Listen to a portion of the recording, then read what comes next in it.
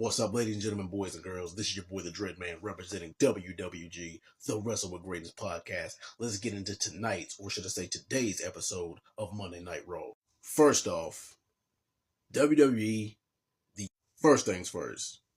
WWE Euro crowds bring it always. They give 110% energy, 100% crowd engagement, and 110% heart and soul. You gotta love these European crowds. But now let's get into what we really came here for. John Cena's first appearance since Elimination Chamber. And everybody was looking for a reason as to why he decided to turn heel. And boy, did he give you a reason. He cut a damn near 19-minute promo about why he decided to do what he did. And I believe that some of that promo actually came from the heart.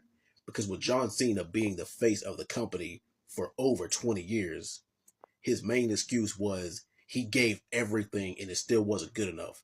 And to be honest, that actually kind of rings true because especially the Smarks, the IWC, they are never happy and they're never satisfied. So he fired all kinds of venom at them. But then he goes on to say that the people that cheer him are just as guilty, and his reason for why is the fact that they do nothing besides take while he gives. And that's a pretty damn good reason too. But then again, it's a heel promo. He's supposed to make you not like him. And the crowd was electric for this. Let's go Cena. Cena sucks. You sold out. F you Cena. And this went on for 19 to 20 minutes until Cody Rhodes came out and pretty much delivered the promo of his life. Cody Rhodes comes out there to an explosive pop. And much like everybody else, he was waiting for a John Cena explanation as well. And he got one, but it wasn't the one he was hoping for. Because he goes on to say that he gave up on his morals, values, and integrity. He sold out what he stood for the last 20 years. Hustle, loyalty, and respect. And for what? Just to side with The Rock? Just to get a title shot, which he ended up getting. So basically, you went against everything you stood for. You sold your soul. But then again, that was the whole point. And then he goes on to say that he hopes it's worth it because he wants to face Super Cena instead of this whiny B, this shell of what we used to see at WrestleMania. And I think that we're going to get just that, along with a little heel mixed in. And even though it's kind of getting lost in the sauce, the Intercontinental title picture is starting to get a little bit spicy as well. And I don't know if you guys know this, well, it's pretty damn hard to ignore now, but Dominic is channeling his inner Eddie Guerrero. But me personally, I was hoping that Finn Balor would get the shot at Braun Breaker at WrestleMania. But you got Ludwig Kaiser, you got Penta, you got AJ Styles. Hopefully they still do something with him. Dominic Mysterio just pretty much declared his shot for the Intercontinental title at WrestleMania. But we'll see how it goes. And like I said, of course, Finn Balor. But out of those, which is the most viable contender to you? Also, the contract signing between Io and Bianca Belair with Rhea Ripley interrupting.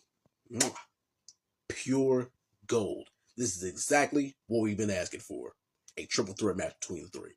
And the thing that I like about the build is that nobody is getting buried. Each one of them is getting their chance to shine. Nobody seems like they have one up over the other. And if it is, then it doesn't seem that way for long. Because just when it seems like Bianca has the upper hand, boom, Rhea is always a step ahead.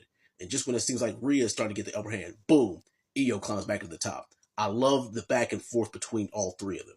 And see, it's things like this that keep you engaged, keep your eye glued to TV, and last but not least, makes you actually care and invest in storylines like these.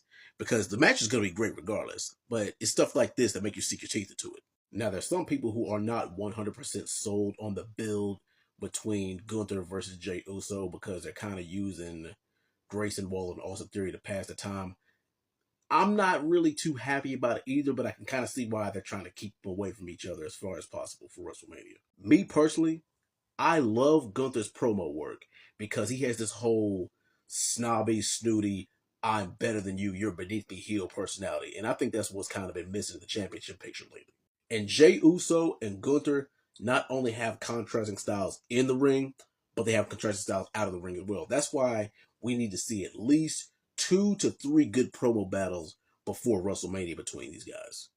But me personally, I think that keeping these guys far away from each other for the next couple of weeks, it's a good thing because Gunther, he still needs to just run through everybody and dominate. Don't take one single L before WrestleMania and then just keep building his resume saying, well, I'm running through everybody.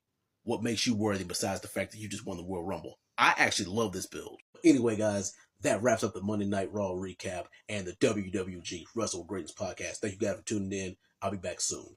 Peace.